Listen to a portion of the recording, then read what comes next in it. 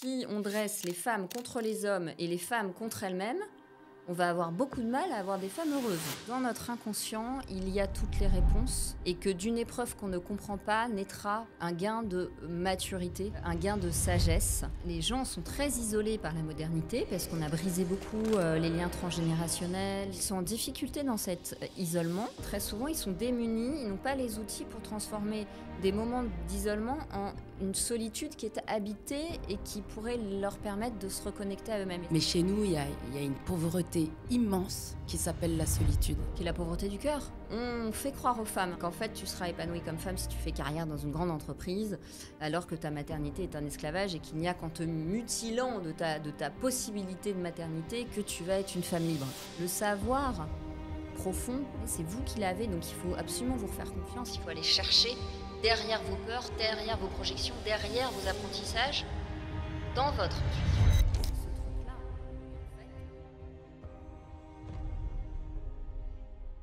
Bonjour Marie-Estelle. Bonjour Alem. Je suis tellement heureuse de t'avoir aujourd'hui dans le podcast Revealing entre science et conscience.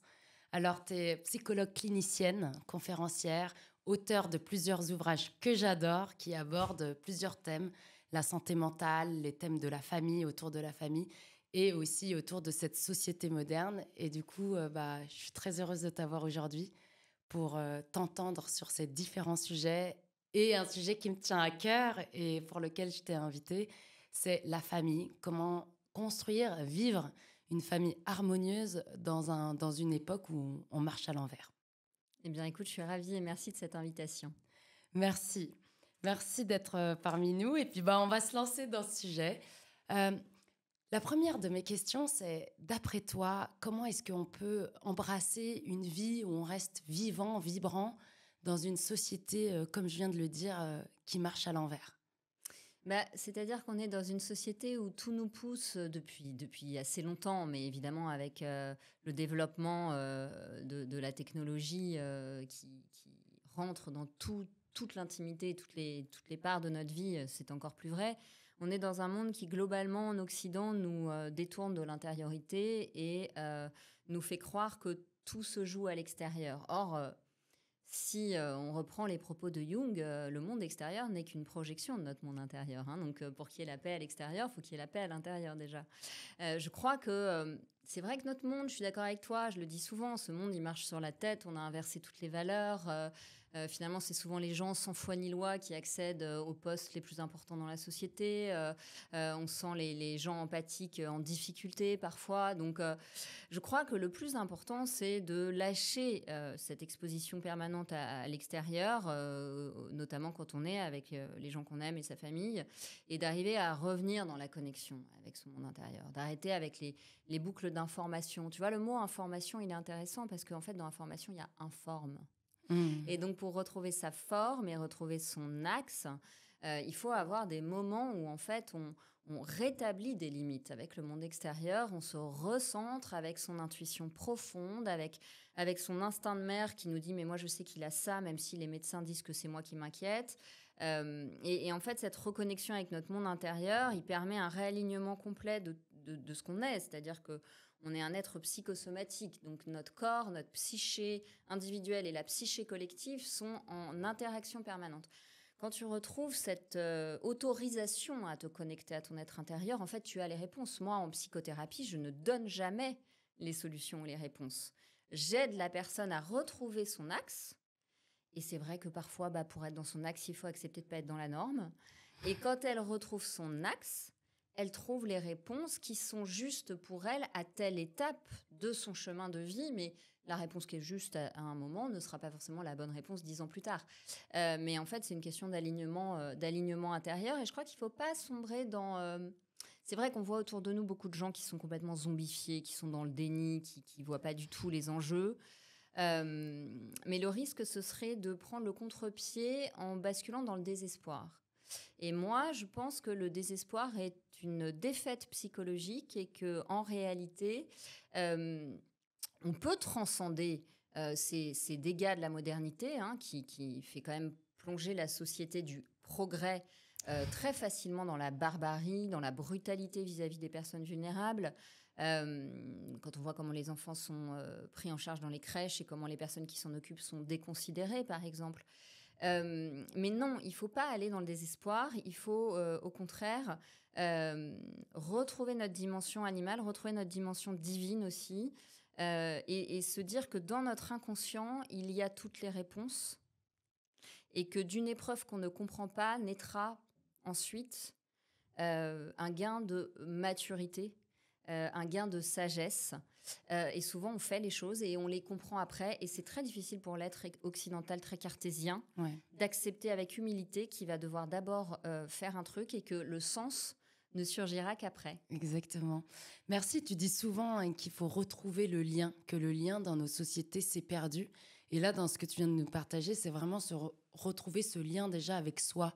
Cet alignement où, comme tu dis, tout est fait pour nous éloigner de cette écoute intérieure, de cette intériorité qui finalement est notre meilleur guide, si j'ai bien compris. Oui, et tu vois, les gens sont très isolés par la modernité parce qu'on a brisé beaucoup les liens transgénérationnels, les liens avec la communauté, le village. Les grandes villes sont très anonymes. Et donc, ils sont en difficulté dans cet isolement. Mais ils n'arrivent pas très souvent, ils sont démunis, ils n'ont pas les outils pour transformer des moments d'isolement en une solitude qui est habitée et qui pourrait leur permettre de se reconnecter à eux-mêmes. Et ça, je pense que c'est quelque chose qu'on peut développer, notamment en se réintéressant aux liens, à nos racines. C'est-à-dire, comme on vit dans l'instantanéité, il faut toujours plus de performance, plus d'avoir, plus d'images. On n'est pas dans le présent, mais on n'est pas non plus ancré. Et moi, j'avais quelqu'un qui me disait récemment pendant une conférence, c'est le fait que mes parents m'aient très bien raconté l'histoire de mes grands-parents, l'histoire des deux lignées, et que je sache très très bien d'où je viens, qui fait que dans les moments difficiles, je sais où je vais. Et je crois que c'est vraiment cette image de l'arbre, en fait. C'est que plus tes racines sont puissantes, ça ne veut pas dire que tu ne les critiques pas.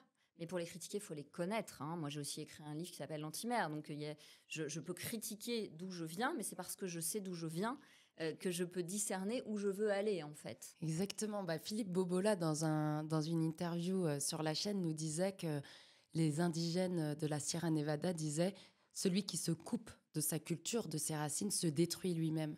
Et c'est vrai qu'il y a ce lien qui s'est perdu, comme tu disais. Aujourd'hui, c'est un vrai sujet, le transgénérationnel. Et sans connaître l'histoire de sa famille, sans se connaître en coupant les liens. Et on a vécu ça, pas plus tard que la pandémie, où tout le monde était isolé, dans un isolement en plus qui entretenait la peur. Et pour rebondir sur ce que tu dis, j'ai une amie qui est une grande philanthrope et qui me dit, tu sais, Alem, je participe à beaucoup de projets contre la pauvreté, etc. Mais chez nous, il y a une pauvreté immense qui s'appelle la solitude. Qui est la pauvreté du cœur. Ouais. Qui est la pauvreté du cœur. Mais quand on coupe les liens, comme tu dis, et qu'on se retrouve seul, en fait, sans forcément avoir les outils, c'est-à-dire si on se retrouve seul avec Netflix, Amazon, non, et son iPhone, c'est terrible, en fait. Il n'y a pas plus déconnectant. Oui, mais tu sais, je crois qu'en fait, en Occident, il y a eu plusieurs étapes, mais peut-être la dernière grande étape historiquement, parce qu'on ne va pas pouvoir en une heure balayer toute l'histoire moderne de l'Occident, c'est à partir des années 70 où tu as une espèce de virage anthropologique où tout ce qui a de la valeur est délaissé au profit de ce qui a un prix. C'est à partir de ce moment-là, les iPhones n'existent pas encore dans les années 70, mais on a déjà les prémices de cette société où tout est interchangeable, où tout se vaut, où tout est objet de marchandage. C'est-à-dire que aujourd'hui, tu cherches pas des amis, tu cherches des followers. La séduction, ça devient du speed dating. Tu cherches pas à faire de la qualité, tu cherches du like. Et il y a quelque chose de terriblement anxiogène et de terriblement destructeur pour la créativité humaine qui a besoin de liens affectifs, qui a besoin de liens symboliques. Qui a besoin de liens imaginaires et qui a besoin de liens dans la tête et dans les relations interpersonnelles. Et je pense qu'à partir des années 70, on assiste vraiment à cette paupérisation du lien. On va beaucoup disqualifier la famille, on va beaucoup survaloriser d'un côté le mental et de l'autre côté tout ce qui est financier, matériel. Et finalement, tous les grands rites de passage qu'on pouvait avoir avant, autour de la naissance, autour de la mort, l'accompagnement de la fin de vie, à l'adolescence, ils vont disparaître et donc il devient difficile pour l'individu de s'inscrire dans sa propre vie. Tu vois, le premier rite de passage, c'est l'accouchement. C'est tellement juste ce que tu dis. Mais tu as vu l'accouchement aujourd'hui ? Il est ultra médicalisé. Non, mais je veux dire, l'accouchement aujourd'hui, il est pris en otage par la technologie, même pas. Alors, il y a eu la science qui, à un moment donné, a permis que les femmes arrêtent de mourir en couche, et c'est formidable. Mais ensuite, on n'a pas su arrêter le mouvement. Et comme aujourd'hui, une partie de la médecine, du corps médical est en fait dévoyée vers la technologie pure et dure, la femme qui accouche est coupée de la dimension spirituelle de l'accouchement, et ça devient quelque chose de technique qui très souvent ne lui appartient plus. Donc il y a une violence déjà au démarrage. Et ça, je trouve que la manière dont la grossesse est accompagnée, la manière dont l'accouchement est vécu aujourd'hui est un très bon exemple de la violence par défaut de lien qui est complètement banalisée dans le monde actuel. Quand tu parles de ça, pour être doula apprenante et et d'avoir commencé, je dis souvent, j'ai eu 2 moments d'éveil. C'était mon expérience de mort imminente et la naissance de mon fils. Et je vais te partager ça. Mais tu vois, moi, j'ai grandi avec un formatage. Ma mère a eu 3 césariennes. Je pensais faire une césarienne parce que ça fait pas mal. Et parce que tu grandis avec aussi, tu vois, des rôles modèles. Comme je dis, Sex and the City. Elles n'ont pas d'enfants, elles sont libres. C'est ça la famille. Et d'ailleurs, on va y revenir sur ce regard-là. Et en fait, je tombe dans un autre monde grâce à ma belle-sœur qui me dit « T'as pris une doula ?» Je me dis « Une dou quoi ?» Et aujourd'hui, je suis doula apprenante pour aller plus loin. Pourquoi ?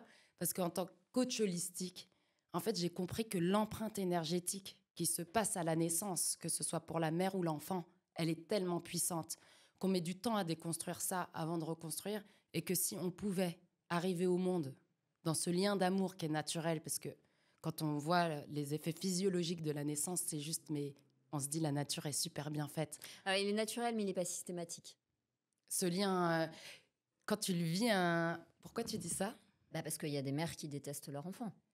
Est-ce que, alors ma question, très intéressant. Qui sont évidemment des femmes qui ne sont pas guéries. Ouais, exactement. Mais parfois, je t'entends, mais parfois, tu vois, quand tu vas passer dans ce rite de passage dont tu parles, et que tu es initié à le vivre dans toutes tes dimensions, c'est-à-dire physique, évidemment, parce que c'est très physique un accouchement, spirituel, émotionnel, et que tu vas faire ce voyage entre les mondes, eh bien, tu vas revenir avec cet amour universel qui est notre véritable naissance, et tu vas tomber en amour avec ton enfant. Oui, alors en fait, je pense que l'amour, tu l'avais en toi, c'est pas l'initiation qui t'a donné l'amour. L'initiation t'a ouverte encore plus, t'a ancré encore plus, t'a donné confiance en ton intuition, mais l'amour était en toi. Et une femme qui n'a pas l'amour en elle, déjà, elle va pas faire cette démarche, elle va pas faire ce travail pour aller chercher la connexion, elle en veut pas.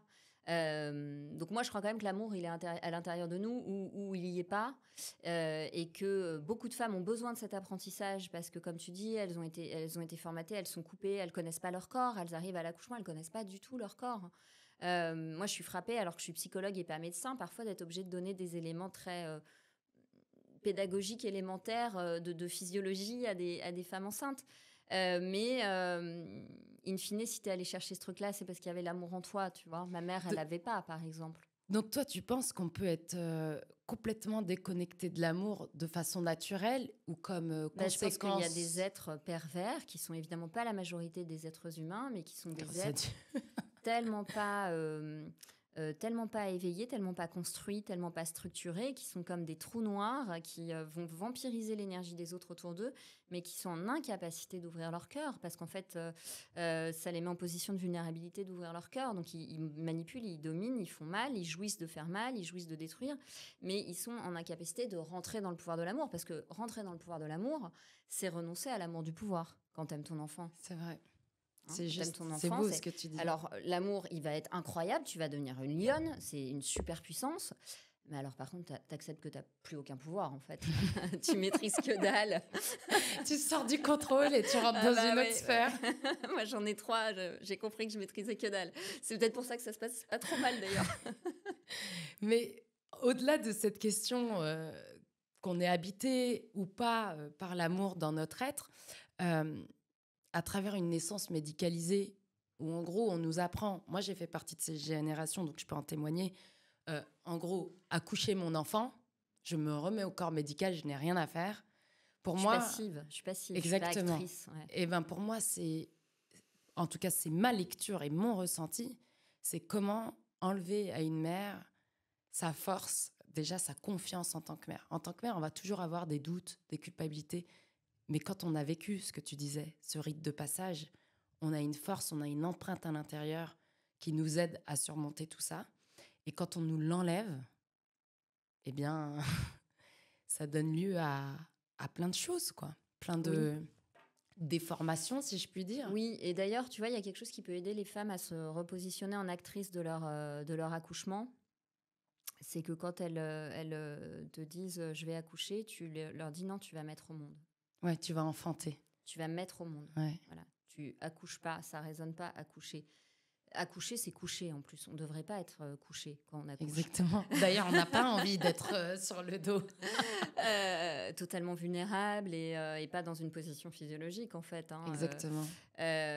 Bon, sauf les cas où... Enfin, moi, j'ai eu un cas pour mes deux derniers enfants qui étaient en siège et donc j'avais pas d'autre choix que d'être césarisée pour des raisons de sécurité urgentes de la mère et des enfants. Mais je me suis pas sentie passive pour autant dans ce truc-là. Je m'en étais remise au médecin pour la sécurité de tous.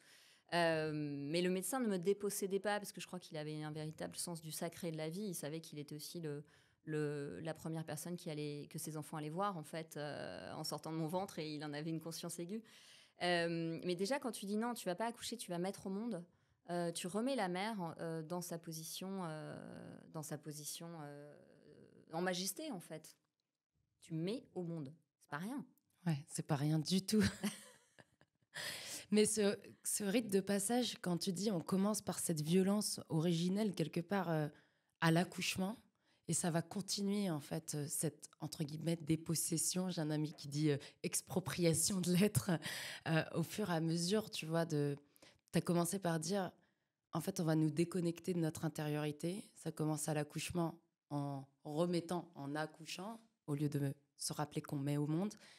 Et d'après toi, comment on se continue ce parcours où on doit être vigilant? Enfin, quelles sont les autres étapes finalement de vie où on doit être vigilant pour rester dans cette Tu connexion? vois, il y a un pédiatre et psychanalyste anglais, Winnicott, que j'aime beaucoup, qui a écrit notamment Le bébé et sa mère, etc. Et lui, il avait une super approche en tant que pédiatre. Il disait toujours aux mères qui venaient, alors les mères, évidemment, elles sont fatiguées, elles sont anxieuses et elles doutent énormément d'elles-mêmes parce que plus tu fais, plus tu doutes. Quand tu fais rien, t'as pas de doute, t'as que des certitudes. Quand tu commences à mettre les mains dans le cambouis, t'as des doutes.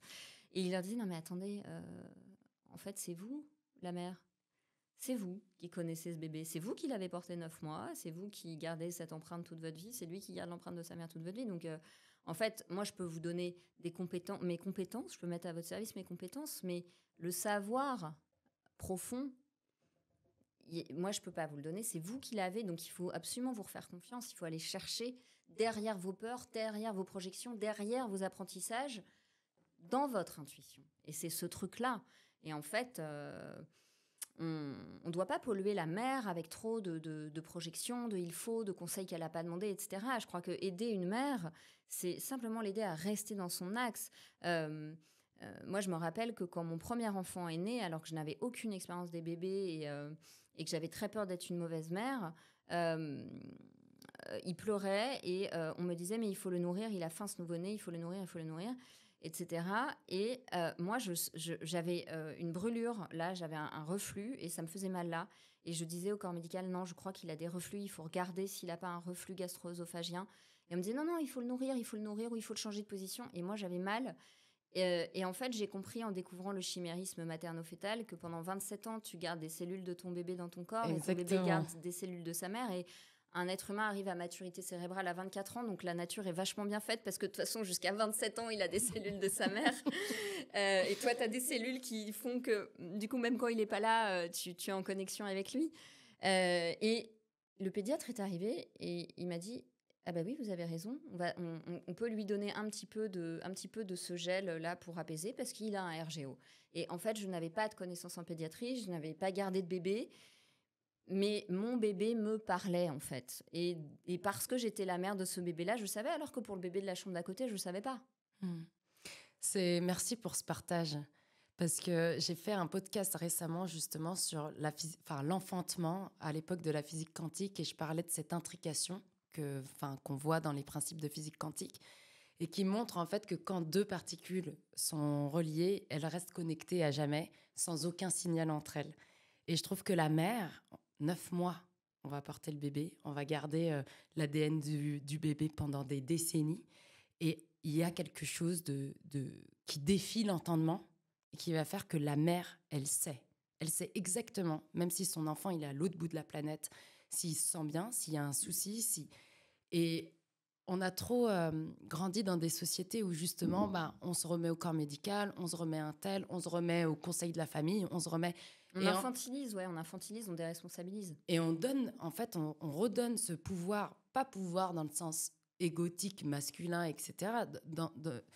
Juste cette intuition, ce ressenti, en fait, on se coupe de ça. Ouais, moi je pense qu'il faut être le moins intrusif possible dans le lien mère-bébé. Il faut uniquement intervenir avec beaucoup d'humilité comme une aide. Elles ont besoin d'aide psychologique parfois, d'aide médicale évidemment. Il y a des accouchements qui sont très faciles et des accouchements très difficiles et sans les médecins, tout le monde serait mort à la fin. Mais c'est vraiment de l'aide et jamais du pouvoir en fait. On est au service d'eux et moi je trouve ça très pervers la manière dont on formate aujourd'hui parfois les médecins à jouer à faire peur, mais en fait, il ne faut pas jouer à faire peur à une femme enceinte en lui disant si vous mangez ça, il va mourir, et si vous faites ça, et si vous prenez 1 gramme de trop, il va faire un diabète, vous allez faire un diabète gestationnel. L'humanité a survécu. Hein. Mais c'est vraiment le pouvoir de la vie, cette connexion cellulaire à distance, en fait. Tu vois, il y a un truc qui est vraiment intéressant, c'est que on croit toujours que les hormones de combat, donc de défense en cas d'attaque, etc., ne sont que des hormones masculines. Or, en fait, est-ce que tu sais quelle est l'hormone qui fait que la lionne va aller se battre pour défendre son petit ? Parce qu'on est des mammifères, donc on peut prendre l'exemple de la lionne. C'est pas la testostérone, c'est une lionne.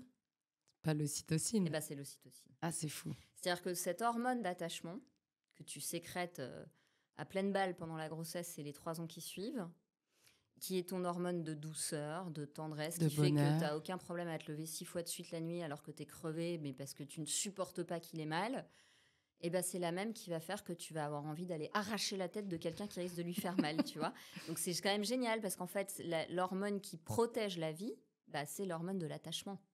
Donc une société qui te dit l'attachement on s'en fout, si tu peux couper, tu peux rompre dans ta vie amoureuse à la moindre frustration, il faut jouir sans entrave, il faut pas s'enquiquiner avec l'engagement, le confort avant tout, le plaisir avant tout. C'est une société, une vision de la vie qui est en inadéquation totale avec la nature de l'homme et qui ne peut que préparer les individus à être malheureux puisqu'on leur fait manquer leur but. Et que quand tu ne t'engages pas dans quelque chose, tu fabriques pas de dopamine. Si tu fabriques pas de dopamine, tu es en dépression. Ouais. Voilà. Et donc, notre société, elle fonctionne à l'envers pour cette raison-là aussi. C'est qu'on a des croyances qui sont totalement inadéquates quand tu vois comment un être humain fonctionne. C'est certain. Et puis, on a été un peu programmés. Tout à l'heure, je citais les idoles de ma génération à être la femme indépendante qui n'a pas besoin de mec. Attention, je ne dis pas que c'est pas important d'être indépendante. Pour moi, c'est important d'être alignée avec ce qu'on a envie de vivre. Mais que voilà, t'as pas besoin d'avoir un mec, que la famille, que les enfants, c'est un poids, etc. Et il y a une vraie déprogrammation. Du coup, je fais ce lien pour te poser la question. Qu'est-ce que tu penses du féminisme ?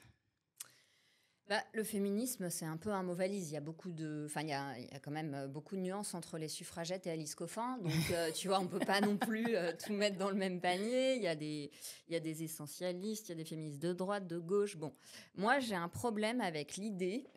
Alors, d'un côté, on va dire, mais oui, mais toi, tu fais des podcasts sur le viol, etc., etc.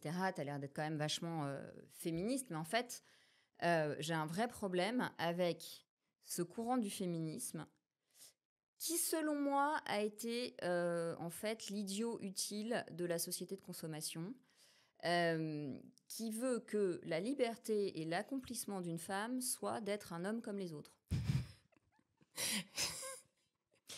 Et oui, j'ai un vrai... Je suis contente de... Je te connais cette expression, mais à chaque fois que je l'entends, je me dis, ça me fait un... En fait, on fait croire aux femmes à un moment donné. J'ai des patientes qui sont venues se confier vers 55 ans, me dire qu'elles s'étaient senties bernées par ce truc qu'on leur avait vendu, qu'en fait, tu seras épanouie comme femme si tu fais carrière dans une grande entreprise, alors que ta maternité est un esclavage et qu'il n'y a qu'en te mutilant de ta possibilité de maternité que tu vas être une femme libre. Alors, je ne pense pas. Et je pense que si on dresse les femmes contre les hommes et les femmes contre elles-mêmes, on va avoir beaucoup de mal à avoir des femmes heureuses et saines et en santé. Et pourquoi il y a tellement aussi de troubles du cycle, de femmes qui sont sous médicaments pour avoir leurs règles, etc. depuis 30 ans, 25 ans, c'est aussi parce que les femmes pensent qu'elles doivent, par sécurité, par liberté, pour s'adapter à la doxa, fonctionner comme des hommes, et donc elles se coupent complètement de leur cycle naturel. Les rythmes de l'homme et les rythmes de la femme ne sont pas les mêmes. Les fatigues n'arrivent pas au même moment. Et en étant tout le temps en hypercortisolémie, en étant tout le temps dans des sécrétions hormonales d'hyperadaptation, ça écrase l'activité œstrogénique et progestative. Et donc, en psychosomatique, on étudie énormément les liens, évidemment, entre les émotions, l'état psychique de la personne et puis les dérégulations hormonales. Et donc, évidemment, ces femmes sont coupées d'elles-mêmes, coupées de leur corps, coupées de leur temple. Or, c'est jamais en contrariant la nature que tu deviens fort, c'est toujours en faisant avec, en l'intégrant. Donc moi, j'ai beaucoup de mal avec ça. Et je pense que ça a beaucoup désarticulé la famille. Qu'on a mis... Au nom de l'égalité, on a créé de la compétition entre l'homme et la femme et on a tué la complémentarité. Et en réalité, il y a une puissance du féminin qui n'est pas la puissance du masculin. Et l'homme a besoin de cette puissance de la femme et la femme a besoin de la puissance de l'homme. Et à force de dire on n'a pas besoin des mecs, en fait, on est épuisé. On est en surcharge mentale, on doit être au four et au moulin, on a une pression économique, une pression physique, une pression mentale qui finit par polluer le pouvoir aussi de la présence à l'être, dont tout le monde a besoin dans un foyer. L'homme, il a besoin que la femme soit aussi là-dedans et l'enfant a besoin de ça. Donc, moi, je comprends pas pourquoi les féministes ne prennent jamais les combats qui viendraient en aide aux mères. Les mères sont vraiment celles qui portent la société, qui vont mettre au monde les enfants qui paieront les retraites des féministes qui font pas d'enfants. Et en fait, on se fait défoncer. Et par contre, si on dit, là, je vais accoucher de jumeaux, j'aimerais bien un macaron handicapé pendant 9 mois pour pas faire des tours en voiture et contracter, et j'aimerais bien une place, un mode de garde qui soit pas catastrophique et qui coûte pas une fortune. Non, ça, c'est des combats qui ne méritent pas d'être entendus. Moi, je pense qu'une société juste, c'est une société qui permet aux femmes qui souhaitent être mères de pouvoir l'être dans des bonnes conditions et sans être dépendantes matériellement d'un homme potentiellement violent, dignement, voilà. Et qu'on ne juge pas une femme qui dit je suis désolée, mais j'ai pas envie d'avoir porté 9 mois cet enfant et de le filer à 8 semaines à quelqu'un que je connais pas et de rentrer tellement crevé le soir que j'ai pas envie de me lever pour lui la nuit. Non, c'est pas physiologique. Et peut-être que si on a des enfants si agressifs, si dissociés, etc., c'est parce qu'ils n'ont pas eu le temps, après 9 mois dans le ventre de leur mère, de s'ancrer dans une sécurité émotionnelle. Et cette sécurité émotionnelle, en fait, on n'est pas interchangeable. Le corps qui t'a porté, c'est la fréquence cardiaque, c'est l'odeur qui va te sécuriser, en fait. Et ça, en fait, on est dans une période de soi-disant progressisme qui, pour moi, est complètement obscurantiste. Parce qu'elle revient sur des découvertes en neurosciences, en pédiatrie. On sait ce qui sécurise le bébé. On sait la synchronisation des hormones entre deux personnes qui sont proches l'une de l'autre. Enfin, en fait, on sait le chimérisme materno-fœtal depuis 40 ans. Et on essaye de nous raconter autre chose pour obéir à une idéologie. Et moi, je trouve ça très délétère, en fait. Mais merci pour ce partage qui me touche profondément et je pense va toucher beaucoup de femmes. Mais moi, j'en ai entendu tellement qui me disaient, mais Alem, là, j'arrive, en Suisse, c'est 4 mois. Je crois qu'en France, c'est 3 mois de congé mat. Alors, en fait, c'est progressif au nombre d'enfants. Ok. Pour le troisième, tu as En 6 mois. France, ouais. Bon, pour les premiers, on va dire, en Suisse, c'est 4 mois.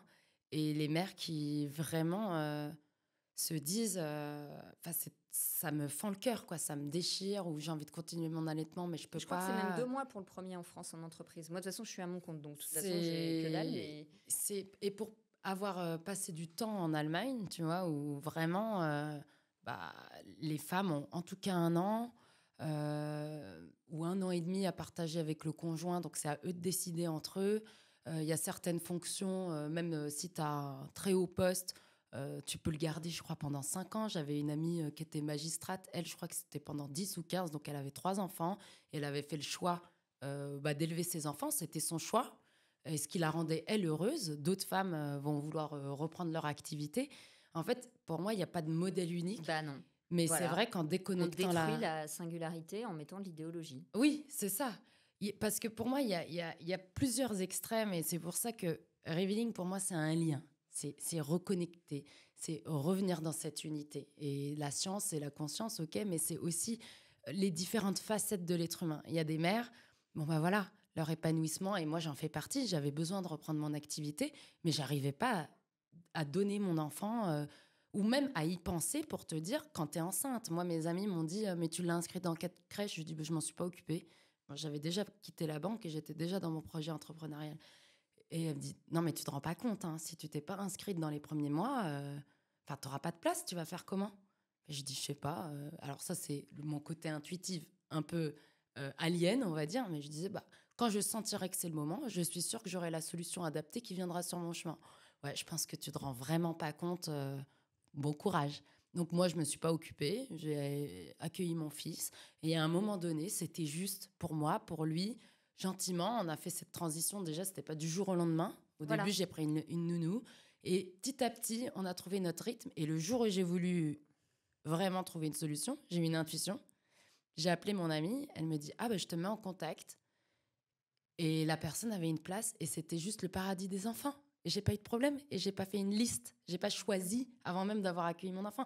Enfin, je trouve que c'est violent en tant que mère d'arracher son nouveau-né comme ça. Et quand tu dis ça Bah, m'étonne surtout, ce qui est pas, violent, c'est qu'effectivement, tu sais pas qui tu vas rencontrer quand tu mets au monde l'enfant. c'est vrai. Tu sais que c'est ton enfant, mais t'as pas plus d'infos. C'est clair. Et il y a des enfants où tu sens que, voilà, quand ils ont 2 mois et demi, tu peux commencer à les confier parce que tu as aussi la possibilité de bosser beaucoup de chez toi. Ou en fait, les situations, les jeux de cartes sont tellement variés, quoi. Pour celles qui vont devoir reprendre du jour au lendemain à temps plein, à perpète, avec 1 heure de transport le matin, 1 heure le Ah, soir, bah, c'est juste l'enfer. Moi, j'avais l'avantage des inconvénients du libéral, c'est qu'en fait, si je voulais reprendre que 2 jours et demi par semaine à mi-temps, je pouvais. Donc, j'ai repris au début à mi-temps et je me suis laissé pas mal de temps à mi-temps. Et puis voilà, et après, pour le premier, j'ai fait comme ça. Enfin, donc en fait, c'est tellement du sur-mesure que je pense qu'il faut que les mères qui sentent qu'elles vont être des meilleures mères en bossant, elles bossent. Parce qu'il y a des mères qui seront des meilleures mères en bossant. Parce que si elles sont toute la journée à la maison, elles vont pas se sentir bien. Et puis, il y a des mères qui ont besoin d'être dans cette nidification plus exactement. longtemps. Et il n'y a pas quelqu'un qui fait bien et quelqu'un qui fait mal. Exactement. Celle qui fait mal, c'est celle qui s'écoute pas. Et celle qui fait bien, c'est celle qui est en alignement avec elle parce que son enfant, il n'a que cette mère-là. Et donc, si cette mère-là, elle n'est pas alignée, il est dans la merde. Tu vois? Ouais. Je Voilà. vois. Donc, je crois qu'il faut reconnecter les gens. Voilà, la modernité fonctionne beaucoup à l'idéologie, pas beaucoup à la nuance. Et tu n'as que des cas particuliers, quoi.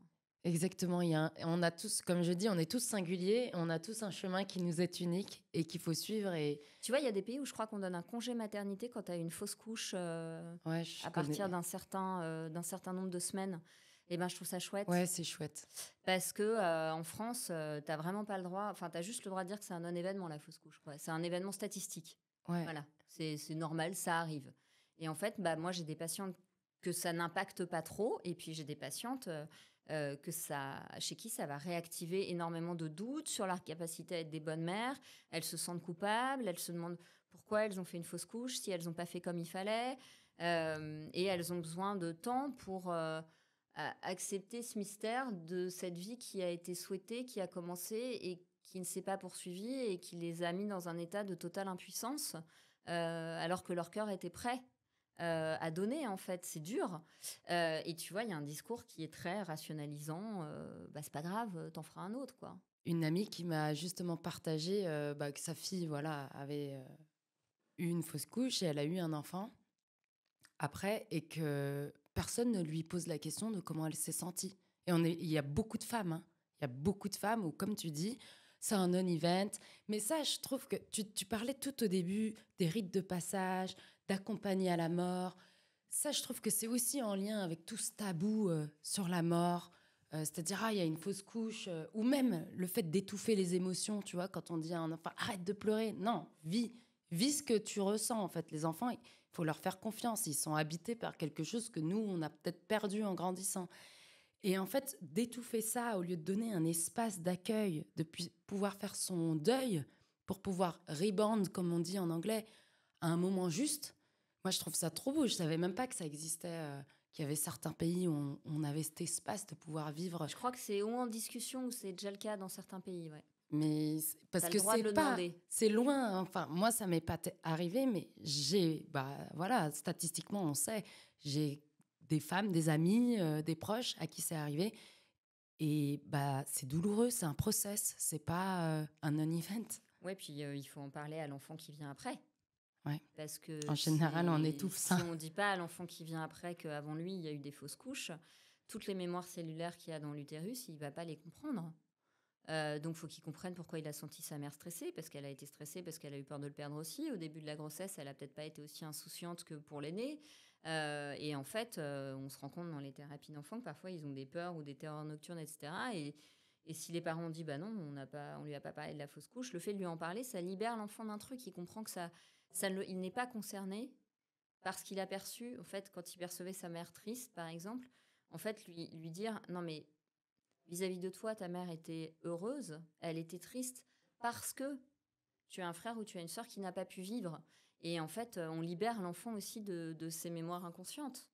Et c'est vrai que notre approche moderne de la médecine est une approche totalement statistique et algorithmique et qui pathologise les affects. Maintenant, dans les classifications en psychiatrie, tu vois que le deuil est une pathologie. Alors moi, j'ai découvert que cette expérience que tout être humain va faire au cours de sa vie de perdre un être cher, c'est une pathologie. Mais qui dit pathologie dit molécule. Donc on est tellement plus prêt à prendre le temps d'écouter quelqu'un qui souffre qu'on pathologise l'émotion. Du coup, on met tout le monde sous molécule. Et les gens continuent d'aller mal, puisque on est un être de langage. On a besoin de mettre en récit... quand tu perds un proche, tu as plus besoin d'aller voir une tragédie au théâtre que de prendre une molécule. Tu as besoin de pouvoir pleurer ce chagrin pour qu'il ne s'imprime pas. On est vraiment dans une société qui est très binaire, qui est très 0-1, quoi. C'est Ouais. on-off. Pas quantique. Non, on n'est pas Il y a les ordinateurs. On n'est pas prêt. On n'est pas prêt. Quelle serait ta vision ou tes conseils aujourd'hui, pour ceux qui nous écoutent, pour vivre sa famille en harmonie? Je te pose cette question à toi, qui a écrit un livre sur réussir son divorce. Ah oui. Parce que quand on parle de vivre une famille harmonieuse, souvent on dit oui, non, mais tu vas pas défendre ces anciennes idéologies de rester dans un mariage horrible jusqu'à la fin de ta vie. Et donc, du coup, on mélange tout. Et donc, du coup, la famille, c'est pas important. Et donc, on coupe les liens. Et c'est pour ça que je suis tellement heureuse de t'avoir aujourd'hui. C'est d'avoir un autre son de cloche où, comme tu disais tout à l'heure, non, tu as envie de travailler, tu te sens mieux en travaillant. C'est probablement ce que tu dois faire pour être une bonne mère. Non, tu as besoin de nidification. Écoute-toi. Et là, du coup, j'aimerais bien avoir ton regard sur aujourd'hui, avec tout ce qu'on vit, avec la naissance médicalisée, avec la rupture avec l'enfant très jeune, avec tout ce qui va nous séparer de notre intériorité.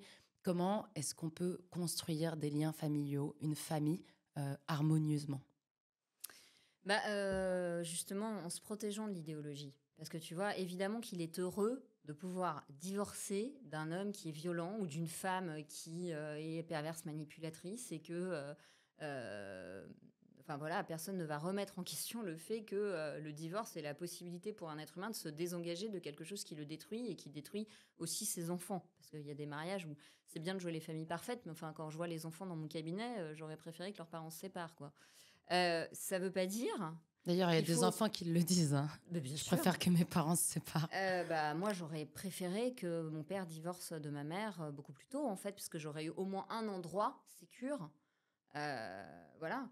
Euh, et donc, le problème, c'est qu'on part de quelque chose qui est très bien, et puis ensuite, on s'arrête plus, on est pris dans une espèce d'idéologie qui dit, ah bah, sous prétexte que le divorce, dans certains cas, c'est une bonne chose, on n'a plus le droit de dire qu'un divorce, c'est une fracture, qu'un divorce, c'est douloureux, qu'on peut pas divorcer n'importe comment, qu'il faut faire attention aux enfants, qu'il faut essayer de mettre son ego dans sa poche pour arriver à se parler. Tu vois, et donc j'ai un problème avec ce truc très idéologique dans la période actuelle où si t'es pas pour, t'es contre, si t'es pas contre, t'es pour. Enfin, en fait, ce que je crois, c'est qu'une famille harmonieuse, c'est d'abord un foyer qui a des murs.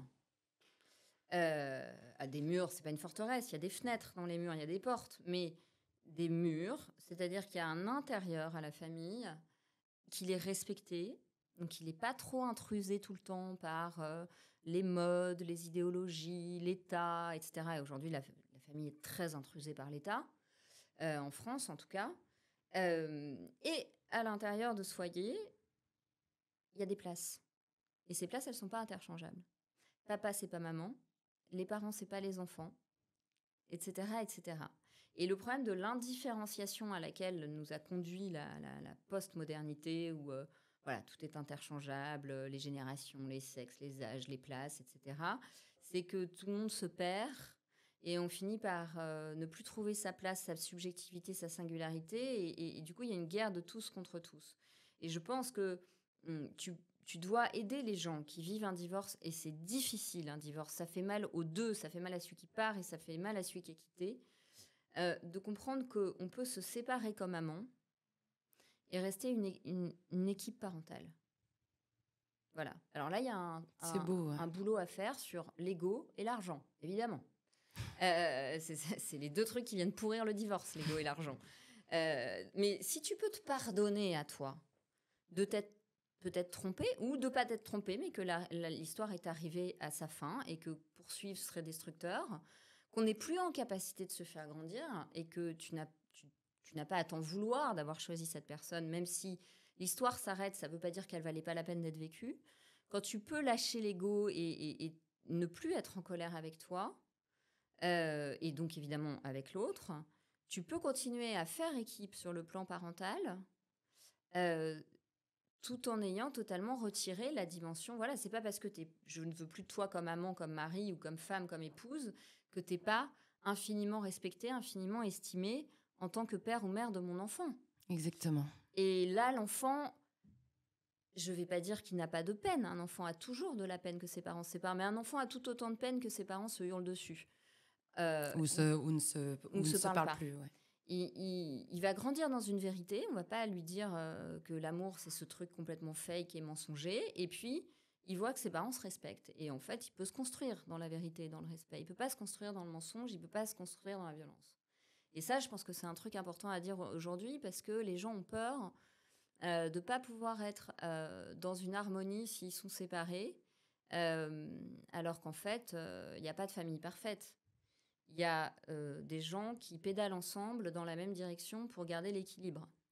Donc voilà, et si tu laisses bien à l'enfant sa place d'enfant, que tu lui demandes pas d'être le confident, que tu lui demandes pas d'être le thérapeute des adultes de la famille, que tu lui demandes pas de porter les névroses de la famille pas résolues, et que tu bosses sur toi en tant que parent, ta famille, elle sera comme elle sera, mais elle aura son harmonie. Tu vois ce que je veux dire ? Mais ça demande une certaine étanchéité. Je pense qu'il faut avoir de la force de caractère pour être étanche à toutes les manipulations idéologiques et sémantiques qui nous tombent dessus sur plein de sujets. Et puis, voilà, il faut aider nos enfants pas seulement à apprendre à lire, mais à questionner ce qu'ils lisent et à préserver un esprit critique tout en préservant leur tranquillité. C'est-à-dire, c'est pas parce que tu remets les choses en question que tu n'es pas d'accord que tout le monde mérite que tu lui fasses assez confiance pour lui donner ton opinion sur tous les sujets. Protège-toi. Moi, j'avais dit à mon fils pendant le Covid, parce qu'il trouvait beaucoup de choses ridicules, je lui avais dit, c'est déjà félicitations pour ce recul. Et sache aussi que dans la cour de l'école, tout le monde n'est pas digne de recevoir tes confidences. Voilà, il n'y a pas de raison que tu te fasses enquiquiner. Donc, il y a des gens qui c'est très bien d'assumer avec courage et audace ce que tu penses. Euh, Puis, il me voyait le faire sur les plateaux télé, donc ça lui donnait une certaine... Mais je lui dis, tu as aussi le droit d'avoir envie d'être en paix et de ne pas aller discuter avec des gens hyper matrixés qui, de toute façon, vont être agressifs avec toi parce que tu essayes de leur insuffler un peu de questionnement. Voilà. Tu as le droit aussi de te protéger. Et tes pensées, elles sont à l'intérieur de toi. Et tu dois choisir en conscience qui a accès à tes pensées. Et tout le monde n'en est pas digne. Je pense que c'est un message important à transmettre à nos enfants aujourd'hui où Même aux adultes en général. Le lynchage est rapide sur les réseaux sociaux. Ouais, c'est vrai que c'est une génération qui grandit. D'ailleurs, on parle d'harmonie, réseaux sociaux. Pour une famille harmonieuse, aucun réseau social avant 17 ans. Voilà. Allez hop, 17. Déjà, c'est bien. Pourquoi ce chiffre 17 ? Pas avant une tardive adolescence. Tu vois, 16 et demi, 18, je m'en fiche, mais le plus tard possible. Le plus tard possible. Toi, tu as réussi avec ton grain ? L'imaginaire. Alors moi, je suis une fasciste absolue avec l'écran. Moi, j'ai réussi parce que déjà, moi, je suis pas une grosse consommatrice d'écran. Donc, à la maison, il y a énormément de livres. On cuisine, on met de la musique. Voilà, on a des plaisirs à la maison qui... moi, il n'y a pas la télé chez moi. Il n'y a pas la radio. Je déteste Twitter, donc j'ai confié la gestion de Twitter à quelqu'un. X aujourd'hui. Instagram, je suis en gestion partagée pour pas y passer trop de temps. Donc, comme déjà, moi, j'ai pas d'appétence pour ça. J'ai jamais eu de tablette. J'ai mon ordinateur de travail et mon iPhone, mais j'ai pas de tablette, il y a pas de télé, etc. Déjà, il y a peu d'offres. Ensuite, on a reculé le plus tard possible le premier téléphone qui était de toute façon tellement vieillot et reconditionné qu'il n'avait rien dessus. C'était un téléphone, c'était fait pour appeler, quoi. C'était pas fait pour autre chose.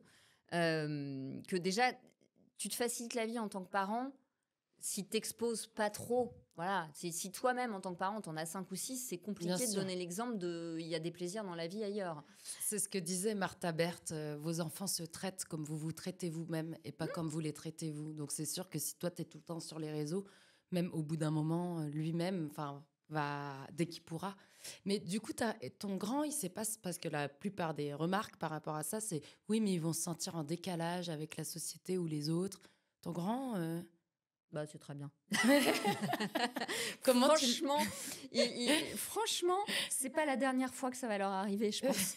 Mais il a quand même réussi à bien le vivre. Je pense que tu as toujours un juste milieu qui est difficile à trouver en tant que parent. Et si c'est pareil pour les tenues vestimentaires, si tout le lycée est habillé d'une certaine manière et que toi, tu l'habilles avec le folklore breton des années 50, ça va être compliqué. Mais, ce que je veux dire, c'est qu'ils sont jamais... seuls, parce qu'il y a plusieurs parents qui font quand même très attention à ça. Et ça leur apprend aussi à développer leur force de caractère, d'être en lien et de trouver d'autres formes de socialisation. Peut-être que lui, il n'a pas le dernier iPhone, dernier cri, mais par contre, il est peut-être super leader sur un jeu collectif, sur le rugby, etc. Et donc, il a sa popularité aussi par là. Et en réalité, les enfants qui ne sont pas des moutons sont aussi des enfants qui sont admirés. Donc, si tu lui expliques bien, il va supporter cette frustration, il va la surmonter avec ton aide. Tu lui expliques les dégâts. Il va peut-être ronchonner, mais ton rôle de parent, c'est de tenir bon. Et tu verras qu'un jour... moi, mon fils, il m'a remercié l'été dernier, il avait 14 ans. Et il m'a dit, je comprenais pas trop, maman, pourquoi tu avais l'air d'être aussi à cheval sur les écrans alors que tu es assez cool sur pas mal de trucs.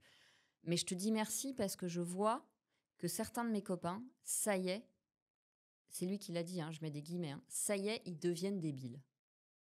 Ah ouais. Il m'a dit, ils se font des concours sur TikTok pour leurs abdos, ils pèsent leurs protéines et machin, des gamins de 14 ans, quoi. Donc, c'est quand même hyper inquiétant.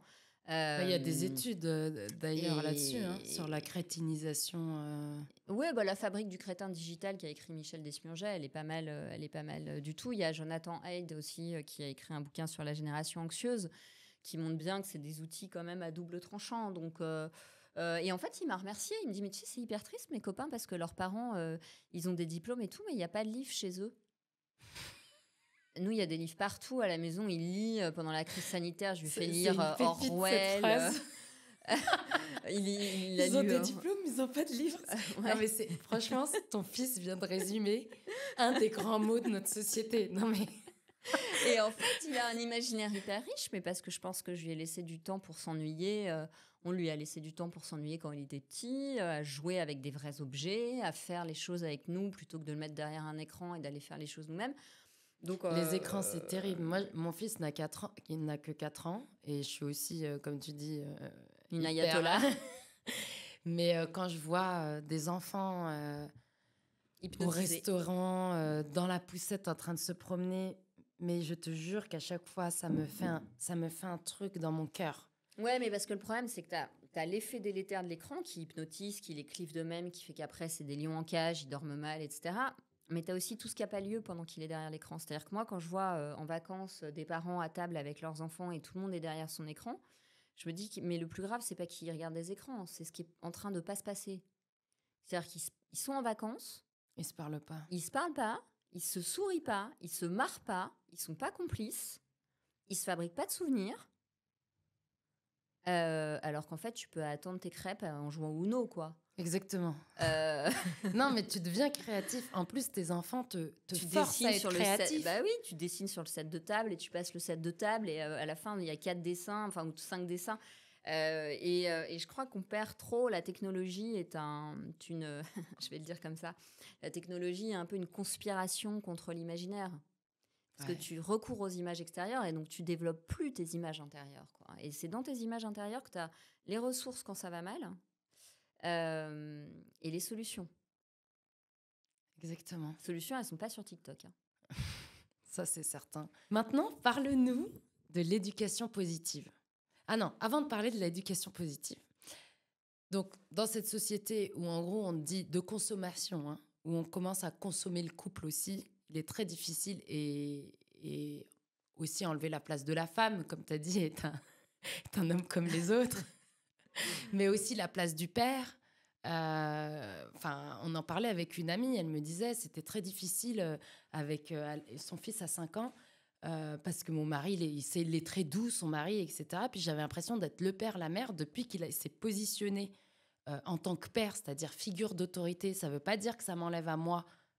Son autorité maternelle. Exactement. C'est Elle me dit, mais il va maternelle. tellement mieux, mon fils. Ah oui, il cherchait Et donc, un modèle identificatoire. c'est en lien aussi avec cette... Enfin, pour moi, j'ai envie de t'entendre sur ce sujet. Genre, on consomme des relations les unes après les autres sans vivre ce que c'est qu'un amour qui se construit avec le temps. Et on consomme l'autre comme on consommerait je sais pas quoi. Cette éducation positive où l'enfant, tout est permis. La place du père, parce que évidemment, qui dit éducation positive dit bah, pas trop d'autorité, pas trop de figure paternelle. Enfin, bref, tout ça, tous ces sujets-là qui me traversent comme ça, quelle est ta vision à toi ? Bah, c'est ce qu'on disait tout à l'heure sur la question de la place. La mère, elle est pas toute puissante, elle peut pas tout faire. Donc, si un enfant, ça se fait à deux, c'est parce qu'il a deux jambes et qu'il a besoin d'une figure paternelle et d'une figure maternelle. Et qu'un petit garçon qui rencontre pas de modèle identificatoire dans son père, bien sûr qu'il va le manifester, qu'il va être angoissé, qu'il va être en difficulté. Ça veut pas dire que les mamans solo et les nombreuses, enfin moi-même j'élève 3 enfants et je ne suis pas remariée, ça ne veut pas dire que les mamans qui sont toutes seules ou les papas qui sont tout seuls pour X raisons, parce que la mère a abandonné son rôle, parce qu'elle est décédée, etc., font pas un super boulot. Mais en fait, ils font du super boulot parce que dans leur tête, cette notion d'altérité, cette notion de tiers, cette notion de surmoi, elle existe. Donc peut-être qu'il n'y a pas de père, mais qu'il y a des oncles, des parrains, des figures masculines, parce que l'être humain, il a besoin de se construire avec des figures féminines et des figures masculines. La répartition au sein de chaque couple, elle revient à chaque couple, qu'à un moment donné, l'homme assume plus de choses domestiques et que la femme gagne mieux sa vie. C'est pas... Moi, j'ai pas du tout de problème avec ça. J'ai un problème avec l'idéologie qui veut... sous prétexte d'émancipation de la femme, dire que le masculin n'est que toxique, n'est que prédateur, ne sert à rien. Parce que alors après ça, on a le discours de faut pas faire d'enfants pour pas tuer la planète. Après ça, on a le discours de la sexualité qui n'est que violence. Waouh, stop quoi. On peut aussi se reconnecter à ce qui est beau, à la sexualité qui est de la joie, à l'homme qui nous apporte du bon. Il y a ça aussi. Et moi, j'ai du mal avec l'idéologie qui isole, qui brise les liens, qui casse la confiance en ne montrant que les aspects négatifs ou prétendument négatifs des choses.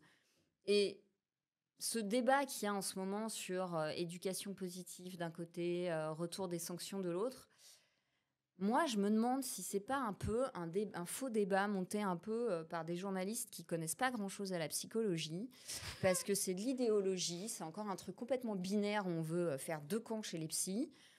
En fait, le principe de l'enfant, c'est qu'il est réel. Donc ton idéologie, tu sais, moi je dis toujours, avant j'avais des théories et puis maintenant j'ai théophile. C'est le nom de mon fils aîné. Les théories, j'en ai plus besoin en fait. Je suis dans la pratique, je suis dans le dur. Et en fait, évidemment qu'un être humain, il peut pas se construire sans limite. Ouais. Évidemment qu'un être humain ne va être en capacité de se réguler, d'exercer son libre arbitre, d'exercer sa liberté, d'exercer son discernement, de savoir ce qui est bon pour lui ou mauvais pour lui, uniquement parce qu'il aura eu des adultes suffisamment secourables et courageux pour ne pas s'horizontaliser, pour rester verticaux et pour lui dire ça c'est non, c'est interdit, un non il tient bon, un oui il m'engage. Quand je te dis oui ça change pas de promesse trahie. Quand je te dis non, ça ne change pas. Pourquoi ? Parce que l'interdit il est le même pour tout le monde, que je le respecte, je m'y soumets aussi. L'inceste il est interdit, c'est une réciprocité par exemple. Et ces interdits qui sont posés, ils ne doivent pas bouger parce que sinon l'enfant, c'est plus un chemin avec des bords, sa vie c'est une plaine et il se perd. Et les interdits, les non et le fait que si tu fais alors que c'était non, c'est-à-dire si tu transgresses, pas de problème, t'es pas humilié, t'es dans ton rôle d'enfant quand tu testes. Mais si tu transgresses, il y a une conséquence. Je te remets dans le cadre, je te fais réparer. J'humilie jamais, mais je te fais réparer. Pourquoi ? Parce que si l'enfant doit réparer, d'abord, il surmonte et il gagne confiance en lui. Il surmonte sa honte d'avoir fait mal. Il surmonte sa peur, son chagrin d'avoir fait mal. Parce qu'en fait, un petit enfant n'aime pas faire mal. Il y a un sens moral à l'état archaïque chez l'enfant, mais il faut le développer. Parce que sinon, il s'atrophie. Ça devient une espèce de psychopathe qui n'a pas d'empathie. Tu le remets dans le cadre, il voit qu'il peut réparer. Quand il voit qu'il peut réparer, il prend confiance en lui. Et il a une espérance, c'est que dans la vie, on peut faire des erreurs, on peut faire des mauvais choix, on peut faire du mal à l'autre. Et l'autre peut nous faire du mal, mais on a la possibilité de la réparation. C'est pour ça que je trouve ça beaucoup plus intéressant que la notion, avec les tout-petits, de sanction ou d'éducation positive. Je crois que l'enfant a déjà beaucoup à faire, que ce n'est pas à lui de découvrir les lois qui régissent le monde. On doit les lui donner.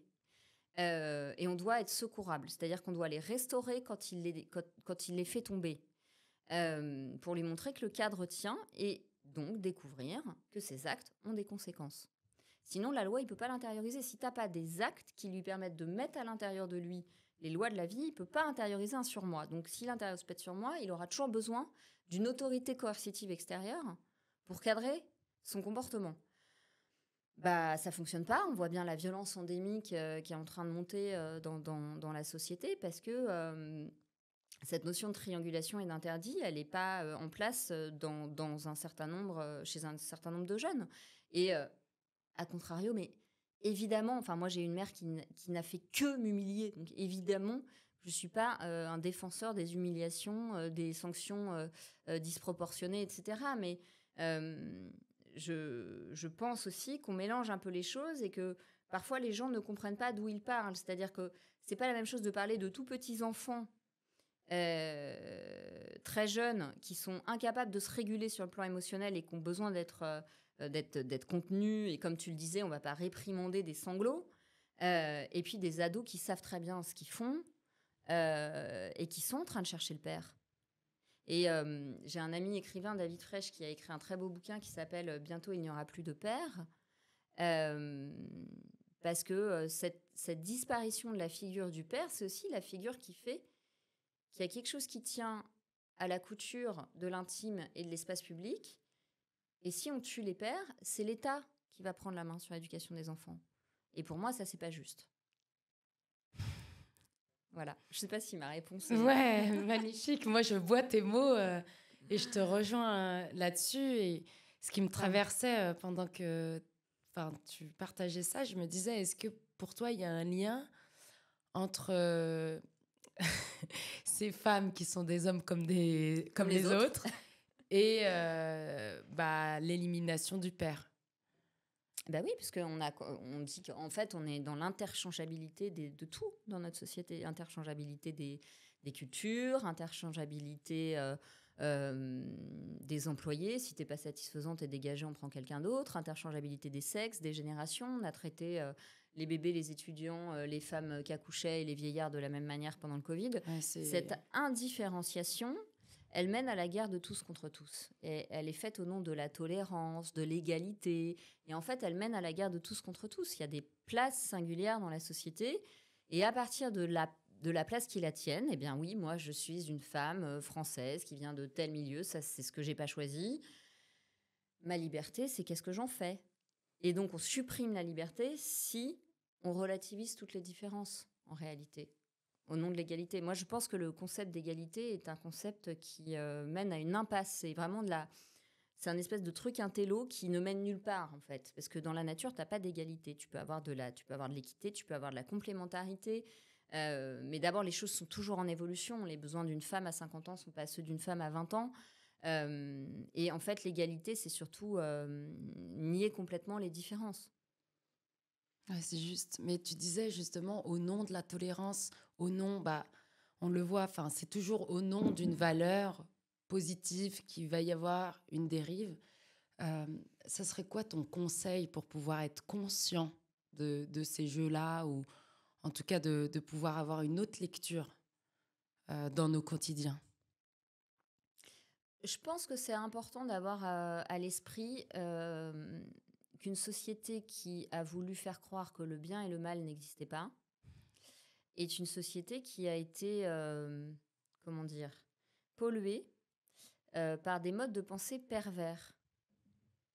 Et dans la perversion, tu inverses l'ordre sain des choses et faire comprendre à nos enfants ce que c'est que la perversion, ce que c'est que la manipulation, ce que c'est que, par exemple, un glissement sémantique dans un discours, aider nos enfants à décoder une publicité bien infantilisante et leur faire comprendre comment elle va jouer sur tel mécanisme, sur la peur, sur le désir mimétique, etc. Faire comprendre à nos enfants ce que c'est que la manipulation et la perversion, ça va déjà leur donner une sorte d'immunité par rapport à différentes formes d'idéologie assez tentaculaires qui pénètrent maintenant par les écrans, par l'école, etc., un peu partout, et qui peuvent abîmer leur sens critique et leur libre arbitre. Donc le conseil que je donnerais, c'est de ne pas être naïf, de ne pas être paranoïaque non plus, mais d'avoir à l'esprit qu'il y a des discours très bien ficelés qui sont infiltrés, parfois relayés par des gens extrêmement honnêtes, mais infiltrés d'éléments pervers. Que les mots ont un sens. On a bien vu pendant le Covid d'ailleurs comment on substituait un mot à un autre. Au nom de la protection, en fait, on enfermait de force des gens bien portants et mineurs qui avaient besoin de sortir. Donc voilà, et faire repérer ces choses-là à nos enfants ou à nos amis, c'est déjà leur donner des clés de lecture d'une réalité qu'ils pensent ne pas du tout pouvoir changer. Tu vois, il y a un concept en psychologie qui est le concept d'objet trouvé créé. C'est l'idée que le bébé va découvrir, et c'est comme ça qu'il va prendre confiance dans le monde et en lui-même, que la réalité, c'est à la fois quelque chose qui lui est imposé, mais aussi quelque chose qu'il peut transformer par son action. Et quand tu apprends aux gens à décoder des éléments, des mécanismes de manipulation, etc., tu les remets en position d'être acteurs aussi de leur vie et de savoir poser des noms et de savoir dire c'est très bien ficelé, c'est très alléchant, mais en fait, attention à ce à quoi ça peut conduire. Et du coup, ça me fait le lien, quel conseil tu donnerais pour pouvoir reconnaître un ou une pervers narcissique? Et qu'est-ce que les personnes qui pourraient faire face à ça devraient mettre en place tout de suite? Comment on les reconnaît et qu'est-ce qu'on doit mettre en place tout de suite pour pas justement tomber dans ces travers-là et cette souffrance que ça engendre? Alors, d'abord, en général, quand tu es face à quelqu'un qui est pervers narcissique, bien avant que tu t'en rendes compte, ton corps le sait. Donc déjà, te reconnecter à ton corps. Si tu es très fatigué, très confus, que tu as du mal à penser, et puis on a tous nos indices différents. Moi, il me donne envie de dormir. Parce que en fait, moi, je me protégeais de ma mère qui était perverse en m'endormant. Donc, je sais que quand j'ai très très envie de dormir avec quelqu'un qui me parle, il y a peut-être un risque. Il faut que je sois vigilante.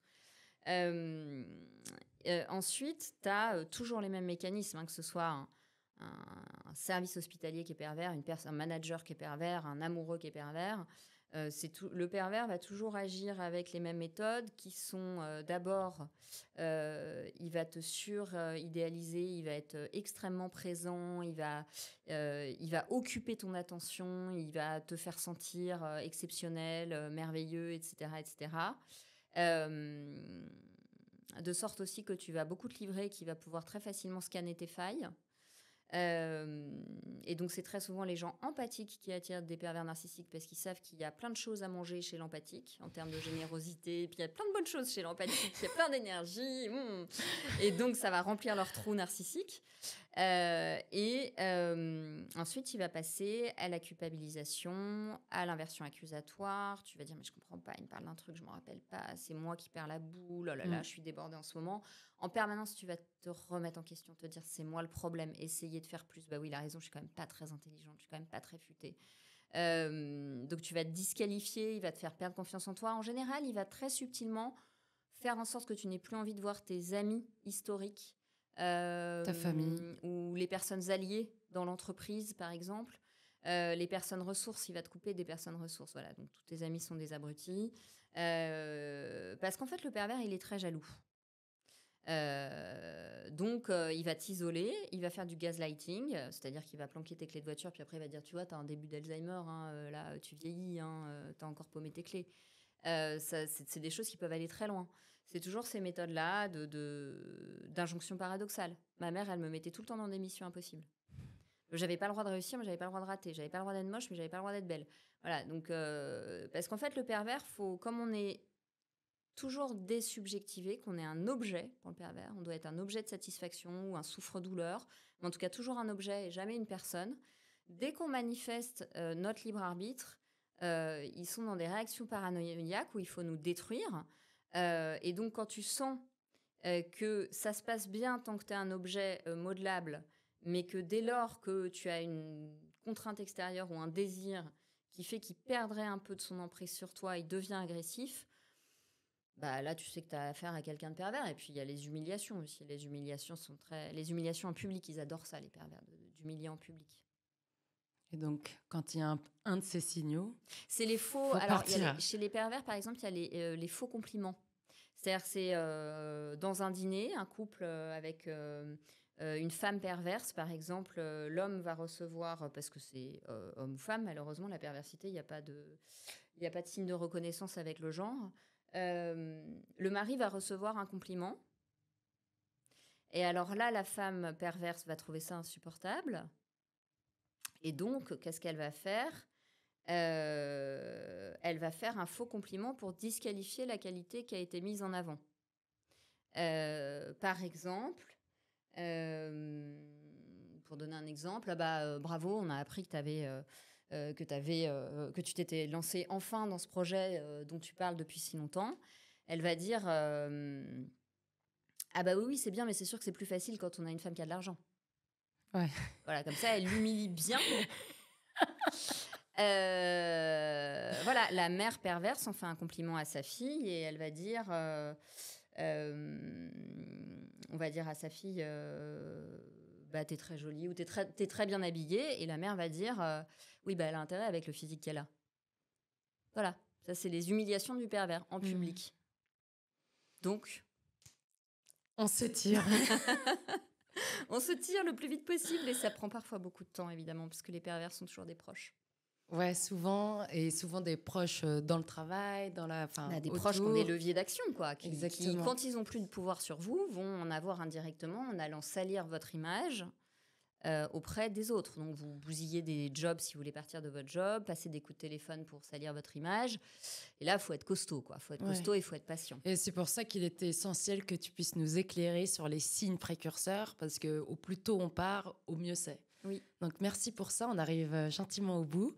Et du coup, j'ai juste pour conclure, si tu avais un mot à dire aux mères d'aujourd'hui, aux familles et aux pères, vu que c'était le sujet qui me tenait à cœur, qu'est-ce que ce serait ? Eh ben, moi, j'ai envie de dire aux mères, même si j'ai écrit un livre sur la maltraitance mère-fille, ce que j'ai envie de dire aux mères d'aujourd'hui, c'est merci. parce que vous portez le monde et c'est pas métaphorique. Hein. On porte, voilà, merci. Et surtout, faites-vous confiance profondément. Voilà, retrouvez votre dimension animale, retrouvez votre dimension sacrée, retrouvez cette verticalité. Voilà, et n'écoutez pas les gens qui projettent, soit parce qu'ils ont été traumatisés, qu'ils rationalisent leur trauma, soit parce qu'ils sont envieux, soit parce qu'ils se sentent pas capables. Voilà, vous pouvez pas soigner les autres de leur mal-être, mais voilà, retrouvez votre vraie puissance intérieure parce que de vous dépend la survie de l'humanité. Merci. Et l'équilibre psychique de nos enfants, donc du futur de la société. De la société de demain. Et les pères? Et les pères, retroussez-vous les manches, ne soyez pas complexés, ne vous excusez pas d'exister et voilà, et soyez pleinement dans votre rôle, encore une fois, loin de l'idéologie. Vous aussi, faites-vous confiance. Enfin, moi, je vois des pères extraordinaires et des pères qui sont très en souffrance quand ils tombent sur des femmes perverses. Et non, moi, je pense pas qu'on fera le bonheur de la femme en tapant sur les hommes. Ça, c'est peut-être ça. Ça, c'est sûr. Merci beaucoup. Merci pour ce partage. Il y a plusieurs passages qui m'ont émue et merci en tout cas de nous avoir apporté ton éclairage. Merci infiniment. Merci Hélène. Merci.